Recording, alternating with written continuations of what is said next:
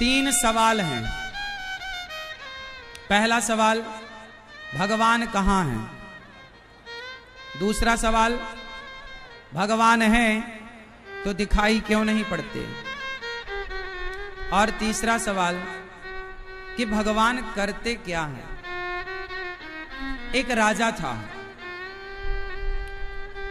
उस राजा ने अपनी सारी प्रजा को बुलाया और राजा ने प्रजा को बुलाकर कहा कि तुम मेरे 3 प्रश्न का उत्तर दो, वरना जितने मंदिर हैं मैं सारे मंदिर तोड़ दूंगा, सारी मूर्तियां हटा दूंगा। मेरे 3 प्रश्न का उत्तर दो। लो भैया,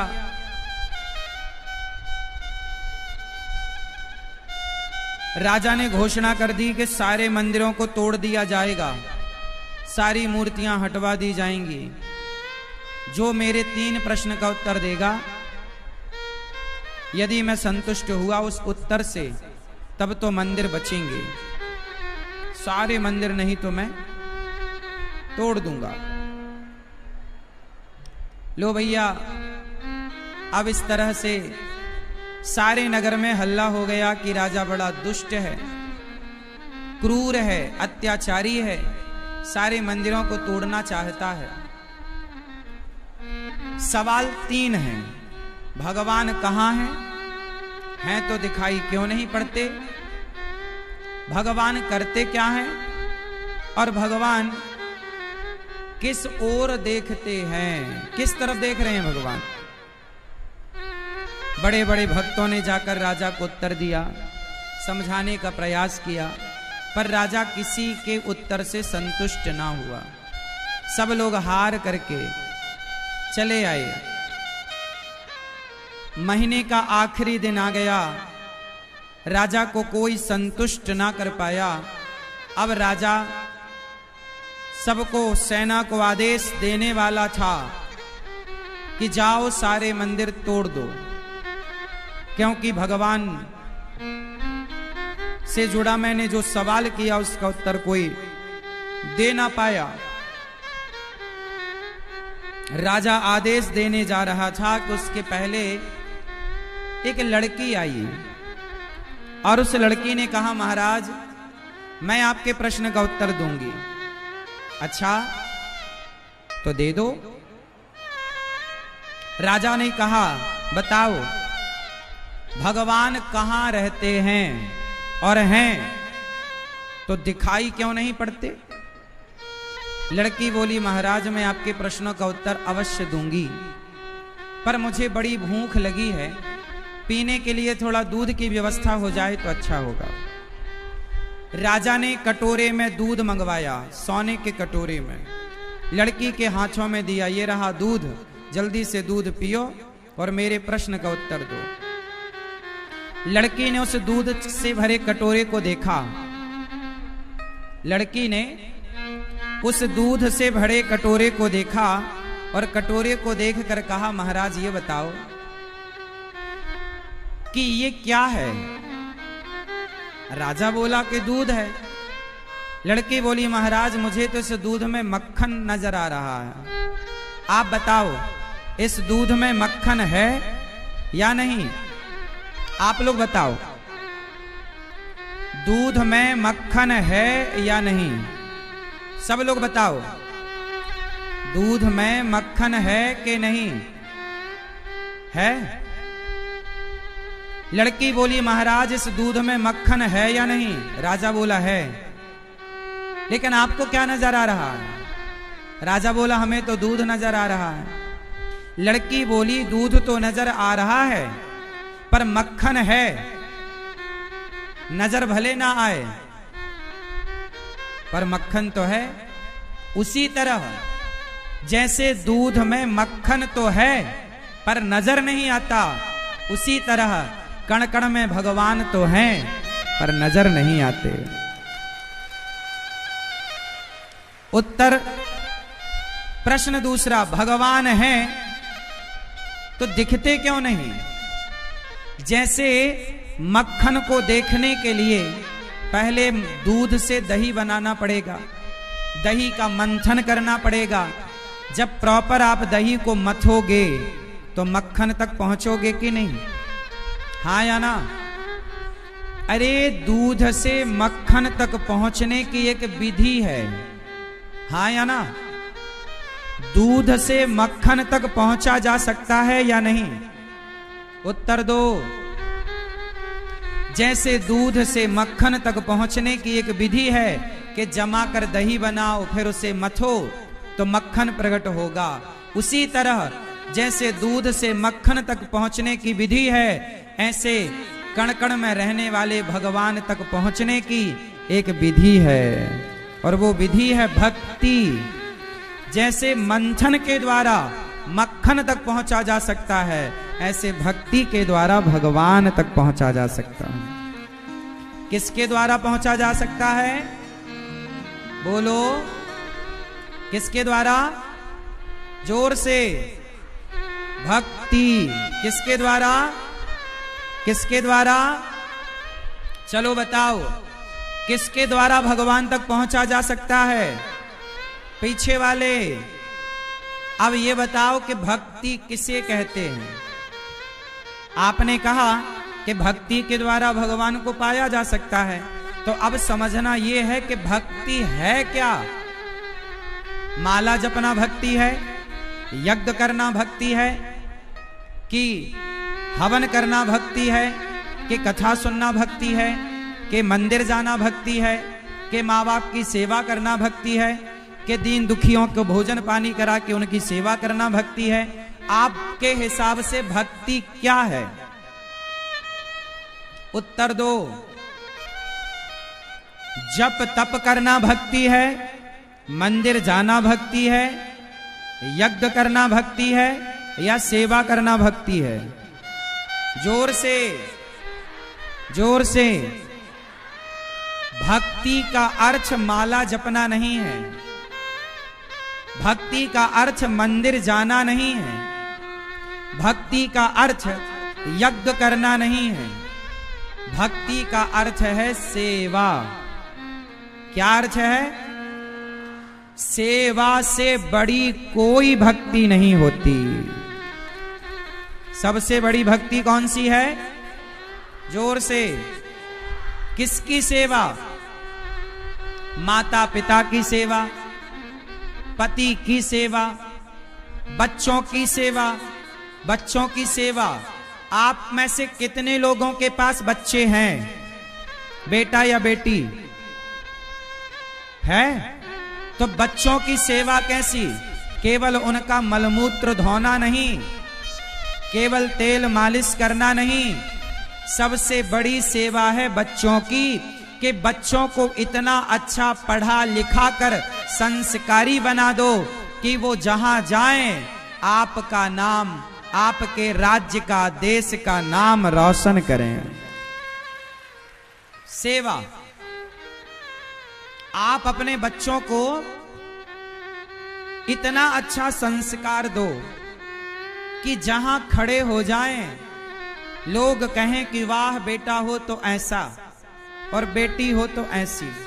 यदि आपके बेटे लायक हैं तब तो आपका माता पिता होना सार्थक है, और यदि आपके बच्चे लायक नहीं हैं तो बताओ आपका माता पिता होना सार्थक है या नहीं?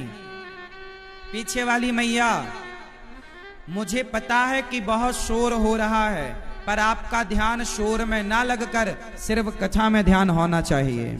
ये आपके लिए परीक्षा है कि जैसे कीचड़ में कमल रहता है, ऐसे शोर के बीच में आपको शांति से कथा सुननी है। शोर की तरफ बिल्कुल ध्यान ना जाए आपका, ऐसा आपको आज की तैयारी करनी है। तो आप बताओ मुझे कि सेवा किसकी? बच्चों को संस्कारवान बनाना ये सेवा है या नहीं? उत्तर दो। अच्छा ये बताओ, माता पिता कौन होते हैं? बोलो, माता पिता कौन होते हैं? जोर से। हाँ, जोर से। माता शत्रु पिता वैरी, ये न बालो न पाठिता, न शोभते सभा मध्य हंस मध्य बको यथा। वह माता पिता बच्चों के सबसे बड़े दुश्मन हैं। वह माता पिता, ध्यान से सुनिएगा, वह माता पिता बच्चों के सबसे बड़े दुश्मन हैं जो माता पिता अपने बच्चों को संस्कार नहीं देते, पढ़ा लिखा करके योग्य नहीं बनाते। वह माता पिता बच्चों के सबसे बड़े दुश्मन हैं। तो आप माता पिता हो या दुश्मन हो? बोलो। माता पिता वही है जिसका बेटा संस्कारी हो। अच्छा ये बताओ, आपका बेटा चोरी करता है, गांजा पीता है, शराब पीता है, गलत रास्ते पर चलता है, लड़कियों को छेड़ता है, तो तुम्हारा माता पिता होना सार्थक हुआ कि बेकार हो गया? बोलो। यदि तुम्हारा बेटा समाज में गलत काम कर रहा है, चोरी डकैती और बेईमानी बलात्कार जैसी घटनाएं को अंजाम दे रहा है, तो तुम्हारा माँ बाप होना सार्थक हुआ? बोलो बोलो। रोज अपने बच्चों से एक बात जरूर कहेंगे आप लोग। कौन कौन मेरी बात सुन के और बच्चों से कहेगा? जो मैं कहता हूं सेम वही बात अपने बच्चों से रोज कहना। बिठा लो, बच्चों से कहो, बेटा, बेटा है तो बेटा से कहो, बेटी है तो बेटी से कहो। आप रोज अपने बच्चों से एक बात कहिएगा कि बेटा, ऐसा कोई काम मत करना कि तुम्हारे उस काम से हम माता पिता का सिर शर्म से झुक जाए। बेटा, बेटी, कुछ ऐसा कर लेना, कुछ ऐसा करना कि तुम्हारे उस काम से हमारा सिर समाज का, गांव का, क्षेत्र का, राज्य का, देश का सिर गर्व से ऊंचा हो सके। बेटा, ऐसा कोई काम ना करना। जब तुम किसी राह चलती लड़की को छेड़ते हो ना, तो हमें बड़ा कष्ट। आपने अपने बेटों को क्या कभी कहा कि बेटा किसी लड़की को छेड़ना मत, वरना देखो हमें लोग कहेंगे कि देखो तुम्हारा बेटा फलानी लड़की को छेड़ता है, तो हमारा माँ बाप होना तो व्यर्थ हो जाएगा ना बेटा। जब तुम किसी लड़की को छेड़ोगे तो आप लोग अपने बच्चों से बातें क्यों नहीं करते? बेटे से क्यों नहीं कहते कि बेटा तुम किसी बहन बेटी का अपमान ना करना, जैसे तुम्हारी ये घर में बहन है ऐसे ही वो बहनें हैं। तुम नशा ना करना। बताओ बच्चों को कि नशा करके कितने लोग बर्बाद हो गए। तरीके से समझाओ। समझाने का भी एक तरीका होता है। यदि आप उस तरीके को फॉलो करेंगे, तरीका अपनाएंगे, तो निश्चित मैं विश्वास दिलाता हूं कि आपके बच्चे जरूर मानेंगे और जरूर उस बात को स्वीकार करेंगे।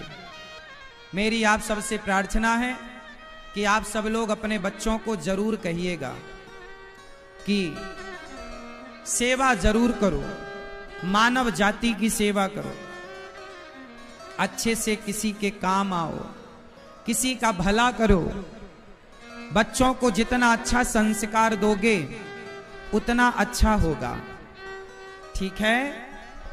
तो भगवान की भक्ति का मतलब क्या है? सेवा। भक्ति का मतलब क्या है? जोर से। आप लोगों से मेरी प्रार्थना है, मैया शांति से बैठ जाओ और एक एक बोतल पानी लेके आया करो कल से। पानी ज्यादा पीना है चूंकि गर्मी है, और ज्यादा धक्का मुक्की नहीं करना। ठीक है? सब लोग शांति से बैठो और प्रेम से कथा का आनंद लो। बहुत प्यार से बैठे रहो। पानी ज्यादा पीजिएगा, गर्मी है, कहीं पानी की कमी ना हो आपको, पानी एक एक बोतल लेके आइएगा। उस पानी में 1-2 नींबू निचोड़ लीजिएगा। तो नींबू पानी पीने से आप के शरीर का पानी कम नहीं होगा। शांति से बैठो, प्रेम से कथा सुनो। अच्छा ये बताओ, तो आप कितने लोग इस बात को मानते हैं कि सेवा ही भक्ति है? पीछे वाली मैया, मैया आप लोग बैठ जाओ ना मेरी मां। सेवा ही क्या है? जोर से, सेवा क्या है? इसलिए आपसे ये दास कहता है, अपने माँ बाप की सेवा करो। अच्छा ये बताओ, भगवान राम को 14 वर्ष का वनवास क्यों हुआ? क्या करने गए थे राम जी? 14 वर्ष का वनवास क्यों हुआ? मां ने कहा था कि बेटा 14 वर्ष का वनवास जाना है। किसने कहा था? हाँ, माता पिता की आज्ञा का पालन राम करते हैं। जबकि राम कौन है? बोलो, भगवान है। यदि राम भगवान होकर माँ बाप की आज्ञा का पालन करते हैं, तो हम इंसान होकर अपने माँ बाप की आज्ञा का पालन क्यों नहीं करते? हमें करना चाहिए। तो राजा से उस लड़की ने कहा कि महाराज, भगवान जैसे दही में मक्खन है, दूध में मक्खन, ऐसे कण कण में भगवान है। अच्छा ये बताओ, समुद्र में नमक है या नहीं? समुद्र में नमक है कि नहीं? समुद्र का पानी कैसा है? बोलो, खारा। क्या समुद्र में नमक दिखाई पड़ता है? क्या नमक है? जैसे समुद्र की हर बूंद में, समुद्र के पानी की हर बूंद में नमक है, पर वो नमक नजर नहीं आता, पानी नजर आता है। उस नमक को निकालने का एक प्रोसेस है। उसी तरह भगवान कण कण में है। उस कण कण में समाये भगवान को निकालने का एक प्रोसेस है। भक्ति मीन्स सेवा। जैसे समुद्र की प्रत्येक बूंद में नमक समाया है, ऐसे सृष्टि के कण कण में भगवान समाये हुए हैं। अब आपको आता है तो नमक निकाल लो, आपको आता है तो कण कण से भगवान निकाल लो। नहीं आता तो फिर चिल्लाते रहो कि भगवान दिखते क्यों नहीं, दिखते क्यों नहीं। आना चाहिए। भगवान को कौन देख सकता है? बताओ, भगवान को कौन देख सकता है? बोलो, कौन देख सकता है? भगवान को वही देख सकता है जो सेवा करता है। सेवा करते हो आप सच्चे मन से, मनुष्य मात्र की, जीव मात्र की, तो आपको अपने माता पिता में भगवान नजर आ जाएंगे, अपने पति में भगवान नजर आ जाएंगे, बच्चों में भगवान नजर आएंगे, कुत्ता बिल्ली में भगवान नजर आएंगे। भगवान तो सब जगह है। एक छोटी सी कहानी सुनाता हूं, ध्यान से सुनो। एक संत जी थे, नाम था एकनाथ। क्या नाम था? एकनाथ जी। महाराष्ट्र की यह घटना है। एक संत जी का नाम था एकनाथ। गंगोत्री से उन्होंने जल भरा। कहां से? गंगोत्री से गंगा जल भरा और रामेश्वरम की यात्रा पर निकले। अब गंगोत्री से रामेश्वरम कितना है? सीधा उत्तर और सीधा दक्षिण, पूरा भारत का एक कोना और भारत का दूसरा कोना, लगभग 3000 किलोमीटर से कुछ कम ज्यादा। आप देख लो कितनी दूरी होगी, लगभग 3000 किलोमीटर से लगभग कुछ कम ज्यादा। गंगोत्री से कावड़ भरी, जल भरा एकनाथ जी ने और चलते चलते कई वर्ष लग गए, कई साल लगे। कई सालों के बाद एकनाथ जी अंत में रामेश्वरम मंदिर के सामने पहुंच गए। अब तो वो जल चढ़ाएंगे भगवान रामेश्वर भगवान को। और जैसे ही वो मंदिर के पास गए तो मंदिर के बाहर एक गधा प्यास से तड़प रहा था।